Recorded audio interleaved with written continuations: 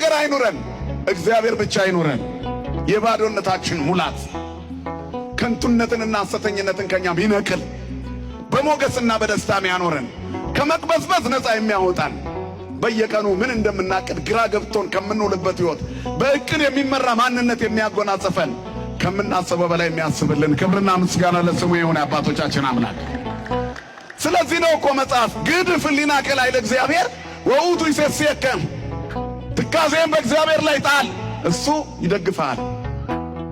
ስለዚህ ሰው ከእግዚአብሔር ጋር ነው መዋል ያለበት፣ ከአምላኩ ጋር ከመድኃኒቱ ጋር፣ ሕፃኑ ከሚያሳድገው ከእግዚአብሔር ጋር፣ ታዳጊው ከሚያሳድገው ከእግዚአብሔር ጋር፣ ወጣቱ ከሚያበስለው ከእግዚአብሔር ጋር፣ ጎልማሳው ከሚያሰክነው ከእግዚአብሔር ጋር፣ አረጋዊው በሽበቱ ዘውድ ከሚሆነው ከእግዚአብሔር ጋር መኖር አለበት። በየትኛውም ሕይወት ተዘከሩ ለፈጣሪከ በመዋዕለ ውርዙትከ፣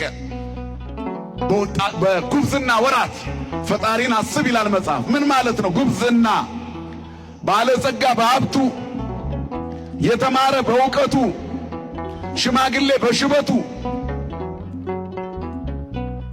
አቅም ያለው ጉልበት ያለው በጉልበቱ ጉብዝና ነው።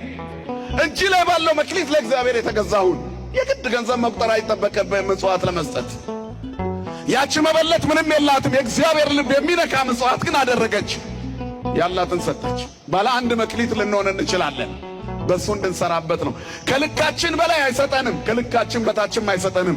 አቅማችንን የሚያውቅ እግዚአብሔር በሰጠን አቅም ሁላችንም ባለጸጎች ነን። የማን ስለሆነን? የባለጸጋው ልጅ እግዚአብሔር ልጆች ስለሆነን ስሙ ለዘላለም የተመሰገነ ይሁን።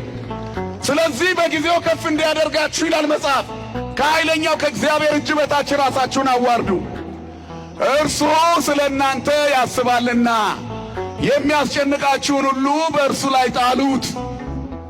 የሚያስብልን አምላክ የታመነ ነው። ከኛ በላይ ለኛ፣ ከኛ በላይ እኛን የሚቀርበን አምላክ የታመነ ነው። ስለዚህ እኛ ከምናስበው በላይ እሱ ያስብልናል። ከምንፈልገው በላይ እሱ የሚያስፈልገንን ያውቃል። የኛ ፕሮጀክት አይደለም እግዚአብሔርን የሚያሰራው። ሰዎች በራሳቸው እቅድ እግዚአብሔር ስላልሰራላቸው የተዋቸው ይመስላቸዋል። የሱ ፕላን